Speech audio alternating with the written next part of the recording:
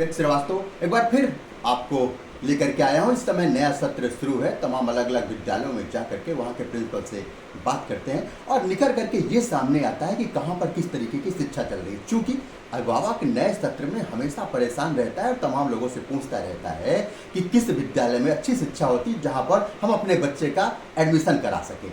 इसी बाबत तमाम अलग अलग विद्यालयों में हम जाकर अभिभावकों की सुविधा को और सुविधाजनक बनाने के लिए सीधे वहाँ के प्रिंसिपल से बात करते हैं। आज हम आए हैं children public senior secondary school के प्रिंसिपल पद्मालया दास चौधरी से सीधे बात करेंगे और जानेंगे कि आखिर उनके यहाँ इस नए सत्र में किस तरीके से शिक्षा दी जा रही है। अभिभावक परेशान है तो सीपीएस अन्य विद्यालयों से कैसे भिन्न है ताकि यहाँ अभिभावक एडमिशन करा सकें। तो मैम स्वागत है आपका आखिरी आंसू के हमारे खास कार्यक्रम में। मैम इस समय अभिभावक बहुत परेशान है और उनको लगता है कि वो किस विद्यालय में, क्योंकि सारे विद्यालय कह रहे हैं कि हमारे यहाँ बहुत अच्छी शिक्षा होती है, तो सीपीएस में किस तरीके से अच्छी शिक्षा होती है ताकि अभिभावक यहाँ पर एडमिशन करा सकें। धन्यवाद। मैं फतेहपुर में या उत्तर प्रदेश में मेरा 1 साल हुआ है। इसी 1 साल में मैंने ये देखा कि जैसे एक सत्र पूरा होता है तो तुरंत कुछ बच्चे टीसी लेने के लिए पेरेंट्स आते हैं कि उनका टीसी ले लीजिए, हमको और लग जाएगा। मैं अपने ही स्कूल की बात कहूँगी कि टीसी लेने के लिए आना और दूसरे स्कूल में दाखिला करना, ये जब मैंने पहली बार यहाँ पे देखा तो सबसे पहले मैंने पेरेंट्स का एक मीटिंग ली। 3-4 मीटिंग इस सत्र भर में मैंने ली। अभी परसों भी एक मीटिंग इसी संदर्भ में ली है। मेरा सबसे पहला कदम इस पर उठा कि पेरेंट्स काउंसिल। मैं ये चाह रही हूँ नेशनल एजुकेशन पॉलिसी में जो 66 पेजेस पे हैं उसमें उन्होंने एक बार कर दिया है 5+3+3+4। इस चीज को सबने हाईलाइट किया लेकिन शायद किसी ने समझा नहीं। Being a resource person in Bihar CBSE, मैंने इस पे एनालाइज किया था उस समय में 2020 की बात हो रही है। तो उसमें ये कहा गया है कि आपका सबसे पहले अब higher secondary senior secondary concept मिट गया है। अब सबसे ऊपर का जो 9 to 12 को सेकेंडरी कहा जाता है। अभी भी लोग इसको सीनियर सेकेंडरी कहते हैं पर अभी ये सेकेंडरी में 9 to 12 आता है। और 6 to 8 जो है वो आपका मिडिल है। ठीक है। 3 to 5 जो है वो है प्रिपेरेटरी। और नर्सरी से स्टैंडर्ड 2 वो आपका फाउंडेशनल स्कूल।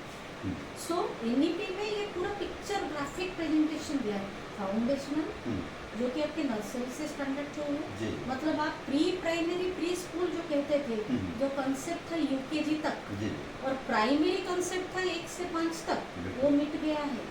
पहले अभिभावक को ये समझना है कि अब प्री प्राइमरी में स्टैंडर्ड 2 तक आता है और 3 to 5 इज प्राइमरी जो कि प्रिपेरेटरी के नाम से बच्चे प्रिपेयर होते हैं मिडिल विंग पे आने के लिए 6 to 8 में, फिर वो सेकेंडरी पे जाते हैं 9 to 12 में। अभी बोर्ड एग्जाम्स भी चेंज होंगे। 2030 तक डिक्लेरेशन है कि बोर्ड एग्जाम्स भी अब 10 में शायद नहीं होंगे, एक बार 12 में होंगे। तब ये खबर मिल रही थी हमें, लेकिन अभी होगा, इस बार होगा, इस बार पर इसमें भी चेंजेस होंगे। तो इस पर भी काम होगा क्योंकि इसको लेकर के भी अभिभावक परेशान हैं। जी, ये तो जैसे जैसे वहाँ से सर्कुलर आएगा वैसे वैसे विद्यालय तो सारे विद्यालय एजुकेशनल इंस्टीट्यूशन हम बंधे हुए हैं, मालिक वे हैं। तो वो जो आदेश देंगे हमें वो करना है। तो हमने पेरेंट्स को ये एडमिशन के संदर्भ में जो आपने ये सवाल किया, हमने पेरेंट्स को ये कहा, परसों की बात है, कि जब आप दाखिला देते हैं बच्चों को नर्सरी में, नर्सरी से स्टैंडर्ड तो एक ही विद्यालय में होना चाहिए। आप बात को समझने की कोशिश करें। बहुत बड़ी बात कह रहे हैं आप, बिल्कुल। उससे बच्चों के स्टैंडर्ड में इम्प्रूवमेंट होगा। 5 साल में आप कहीं भी कोशिश ना करें कि बच्चों के स्टडीज जो है वो हैम्पर्ड हो। मेरा ये कंसिस्टेंसी रखने की बात मैं पेरेंट्स को काउंसिल की और कर रही हूँ और मैं 50% सक्सेसफुल भी हुई हूँ। बड़ी बात बता रहे हैं, बिल्कुल सही। फिर अगर आपको स्विच ओवर करना है so that should be after 2। Standard 2 के बाद जब 3 इयर्स का फिर 5, हम्म, पहला कहता है 5, हम्म, तो 5 साल हो गए नर्सरी से स्टैंडर्ड 2, जी, फिर 5 + 3, ओके, नेक्स्ट 3 साल, जी। That is 6 to 8। ओके, तो ये क्लब भी एक ही स्कूल में होना चाहिए, हम्म, ताकि बच्चों के जो स्टडीज, ये पेरेंट्स को ज़्यादा सोचना है हम्म। कि हम अपने बच्चों के लिए क्या कर रहे हैं। अब आपको बहुत बड़ी बात पद्मालया जाट चौधरी जी बता रही हैं, क्योंकि अधिकतर बच्चे ने कहा कि पढ़ाई नहीं हो रही, या अगल बगल वालों ने बताया कि भाई दूसरे विद्यालय में ज़्यादा अच्छी पढ़ाई हो रही है, तो हमने बच्चे का टीसी कटा करके चेंज कर दिया।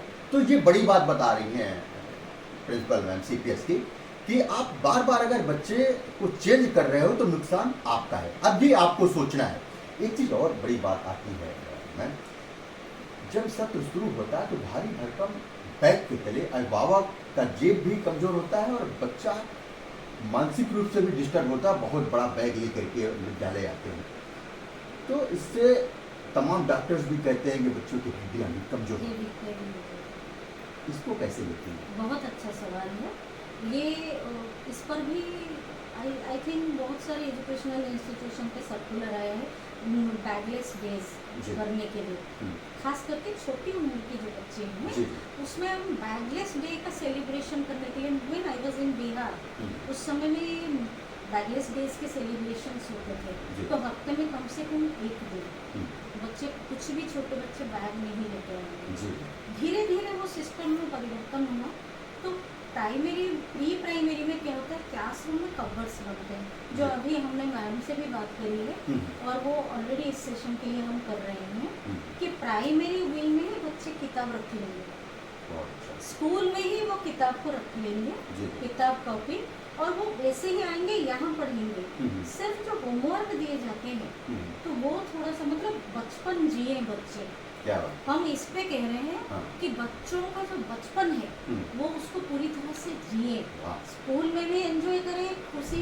स्कूल में जितने आवर हैं, यहाँ विद्यालय में वो किताब छोड़ रहे हैं, हम्म, उनके हर एक चाइल्ड के सेल्फ रहेंगे हम्म। और ये लक रहेंगे। बचपन जिए बच्चे, इतनी अच्छी लाइन सीपीएस की प्रिंसिपल मैम ने कहा है कि बच्चे घर में कैसे रह रहे हैं ये तो हम नहीं जानते, लेकिन हम स्कूल में एक ऐसा माहौल बना देंगे ताकि बचपन बच्चों का अच्छे से कटे और शिक्षा भी वो ग्रहण करें। दोनों चीज़ें लेकर के चल रही हैं। लेकिन एक चीज़ और मैम इसमें आती है, बार बार बात, हर वर्ष ये आरोप लगते रहे हैं कि महंगी किताबें खरीदी जाती हैं, या प्रबंध तंत्र महंगी किताबों को प्रमोट करते हैं और फिर कमीशन की रेट चढ़ता है, अभिभावक यानी कि अभिभावक की जेब ढीली होती है। ये प्रतिवर्ष ये आरोप लगता है और हर वर्ष किताबें भी बदली जाती हैं। इस पर क्या कहेंगे आप?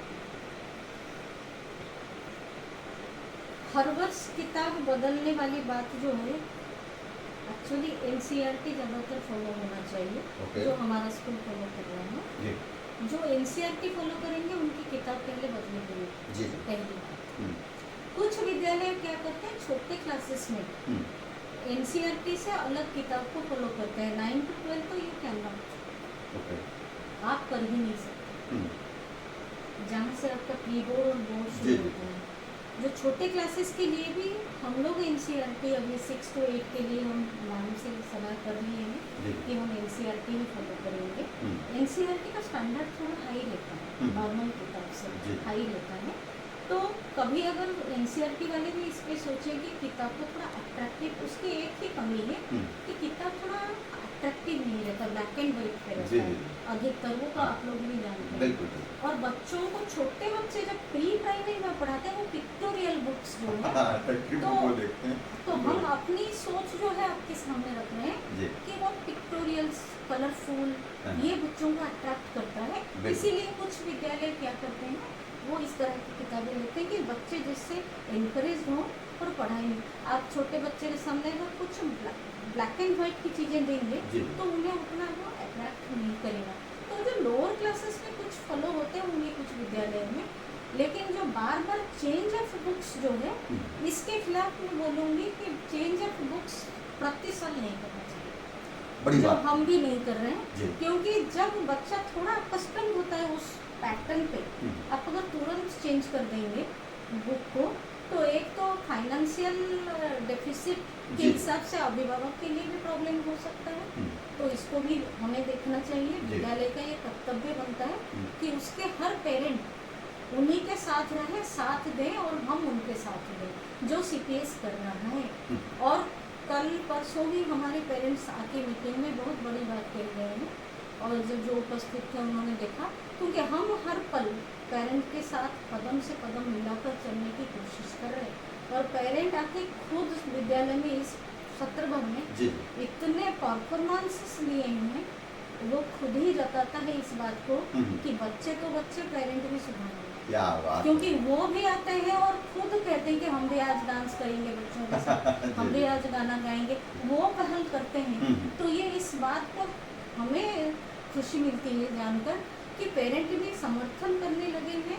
कोऑपरेशन इनका बहुत बढ़िया है और हमारी बात उन तक पहुंच रही है। ये माना जाए सीपीएस की प्रिंसिपल मैम के नाते कि बच्चे तो हमारे आते ही आते हैं, अभिभावकों को भी हम सीधे जोड़ रहे हैं। अभी तो पीटीए में 100% अटेंडेंस सीनियर विंग में, जो कि शायद इस बार ये रिकॉर्ड तोड़ था। जो एनुअल में मैक्सिमम क्लासेस में 100% पेरेंट्स आए, जो कि पहले अब मैम एक बड़ा सवाल आ रहा है जिसको लेकर के तमाम अभिभावक परेशान रहते हैं कि भाई इस विद्यालय में शिक्षा कैसी होती है। तो तमाम अध्यापक जब क्लास में पढ़ाते हैं बच्चों को, तो इनकी मॉनिटरिंग सीपीएस की प्रिंसिपल होने के नाते आप कैसे करती हैं? क्योंकि कई बार ये देखा गया है कि अध्यापक कॉपियों को तो टिक कर दिया और घर में अभिभावक जब देखते हैं तो वो सवाल ही गलत रहता है। तो इसको सीपीएस की प्रिंसिपल पद्मालया दास चौधरी कैसे दिखती हैं? अभिभावकों के लिए एक खास सवाल जो अब जवाब देने जा रही हैं पद्मालया दास चौधरी, सीपीएस की जो प्रिंसिपल है। किसी भी विद्यालय तब सफल होता है जब इसकी त्रिबिंदु, जिसको हम एक त्रिभुज के कंसेप्ट में अगर सोचेंगे तो इसकी पहली बिंदु है बच्चे, दूसरी है अभिभावक और जो तीसरी है वो है हमारे टीचर्स। पेरेंट टीचर एसोसिएशन होता है, पीटीए में पेरेंट टीचर्स मीटिंग भी होता है। तो बिना पेरेंट के कुछ नहीं हो सकता, बिना टीचर के कुछ नहीं हो सकता, बिना बच्चों के कुछ नहीं हो सकता। तो पेरेंट की जितनी मान्यता है उतनी मान्यता टीचर्स की भी है। अगर आपके पेरेंट्स से बच्चे हैं, टीचर नहीं है, स्कूल नहीं चल सकता। इसमें कोई एक बिंदु को अगर हम हटा दिए, बच्चे नहीं है, पेरेंट है, टीचर है, तो भी स्कूल नहीं चल सकता। तो ये तीनों का कॉम्बिनेशन और इनमें कोऑर्डिनेशन बिठाना बहुत जरूरी है। तो शिक्षक भी तो एक इंसान है। सबसे पहली बात है, हम सब इंसानी गलतियां हम करेंगे। हम जब ईश्वर गलतियां करते हैं, भगवान गलतियां करते हैं, तो हम होते कौन है जो गलतियां नहीं करेंगे। लेकिन गलतियों को जो सुधार देता है वो इंसान है। क्या बात है जी, बिल्कुल। तो प्रिंसिपल होने के नाते अगर कहीं देखिए बहुत हेवी बर्डन में टीचर भी काम करते हैं दिन रात, स्कूल के बाद भी घर में वो स्कूल का काम करते हैं। कहीं ओवरलोडेड होकर किसी को 6 में भी पढ़ाना पड़ता है, 7 में भी पढ़ाना पड़ता है, 8 में भी पढ़ाना पड़ता है, 9 में भी पढ़ाना पड़ता है, कोई 10 में पढ़ाता है। तो इसके नंबर ऑफ सेक्शंस और क्लासेस होते हैं। आप खाली इमेजिन कीजिए, वो इतनी कॉपीज जब चेक कर रहे हैं, क्या एक गलती हो नहीं सकती? हो सकता है, इम्पॉसिबल या अननेचुरल नहीं। लेकिन गलतियों को सुधारना हमारा काम है कि अगर ये गलती कोई पॉइंट आउट करते हैं तो उसको बहुत पॉजिटिवली एक्सेप्ट करना होता है और इमीडिएटली सुधारना होता है। लेकिन चिल्ड्रन पब्लिक स्कूल में सो फार 1 साल में हमें ऐसे केसेस लगभग देखने को नहीं मिला। ये बड़ी बात है, लगभग देखने को नहीं मिला। और पेरेंट्स के साथ मेरा जो भी ऐसे नहीं है, अगर ऐसी कोई गलती होगी, parents have full freedom and right to connect me directly. ये मैंने हर पेरेंट को कहा है कि आप मन में कोई बात कभी भी नहीं रखेंगे। पहले आपको कोई भी चीज़ की समस्या होती है, मुझ तक जरूर। बड़ी बात और बहुत अच्छी बातें अभिभावकों के हित में हुई हैं। चलते चलते सीधे सीपीएस के प्रिंसिपल पद्मालया दास चौधरी जी से चाहूँगा कि फतेहपुर के तमाम अभिभावकों को सीपीएस के प्रिंसिपल होने के नाते कोई खास संदेश आपके पास? सीपीएस की प्रिंसिपल होने के नाते बस यही कहूँगी कि नया सेशन शुरू हो गया है 4 से कल से, और जैसा साथ हम सबका हमारे साथ पिछले सत्र में रहा, उससे और ज़्यादा साथ रहे। और हमारी कुछ कमियां अगर हो गई हों तो हम उस पर ज़रूर काम करेंगे, सुधारेंगे और अच्छा काम करेंगे। मैं उम्मीद करती हूँ इस बार बोर्ड रिजल्ट बच्चों का बहुत अच्छा होगा और आने वाले कल में हम इससे भी ज़्यादा करेंगे।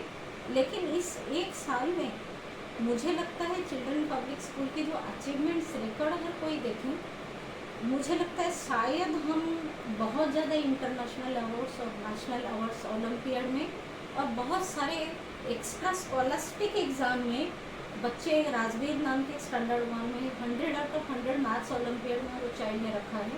तो जिसके लिए बाहर से, दिल्ली से बहुत बुरी बुरी तारीफ की गई है। एक लड़की 10C में है, वो वानी सिंह है। वानी सिंह ने भी अंतर्राष्ट्रीय हिंदी प्रतिभा सम्मान उनको दिल्ली में प्रधानमंत्री संग्रहालय में मिला। तो वो गई थी वहाँ, हमारी टीचर मोहिनी मैडम इंस्पेक्टर की गई थी, 1 नाइट स्टे भी हुआ था। तो सबसे पहले हमारे ही विद्यालय का नाम वहाँ लिया गया था। और हिमांशु गुप्ता जी जो अभी CBSE में सेक्रेटरी पोस्ट हैंडल कर रहे हैं, उन्हीं के हाथों चाइल्ड को मिला था ये अवार्ड। तो ऐसे अनगिनत नेशनल और इंटरनेशनल लेवल अवार्ड्स हम लोगों ने रिसीव किया इस सत्र भर में। मुझे नहीं पता कितने लोग इस बात को जान रहे हैं, लेकिन मैं समझ रही हूँ कि बच्चों में बहुत टैलेंट्स हैं। बच्चे प्रतिभा का एक खान है जी। तो हमारा काम है कि उन प्रतिभाओं को तलाश करना और उन्हें निखारना। इसमें पेरेंट्स हमारा साथ दें, सहयोग करें और सभी का मंगल हो कमेंट सेशन में, और सब अच्छे से रहे, सुखी रहे और सुविधा रहे। बच्चे प्रतिभाओं की खान है और उन प्रतिभाओं को हम कैसे निखारें, ये उद्देश्य है CPS के प्रिंसिपल हमारे। खास कार्यक्रम आखिरी आंसू में हमारे साथ परमाल्या दास चौधरी जी ने बहुत ढेर सारी बात की। बहुत बहुत धन्यवाद मैम आपको। और तमाम दर्शकों को मैं चाहूँगा इसी तरीके से लगातार अलग अलग विद्यालयों के प्रिंसिपल से बात करके आपको हम बताते हैं कि किस विद्यालय में क्या खूबी है। अब ये तय करना आपको है कि आप किस विद्यालय में अपने बच्चे का एडमिशन कराते हैं। मुझे यानी विवेक श्रीवास्तव को अब दीजिए इजाजत। फिर एक नई प्रिंसिपल के साथ आपके सामने हाजिर हूँगा। नमस्कार।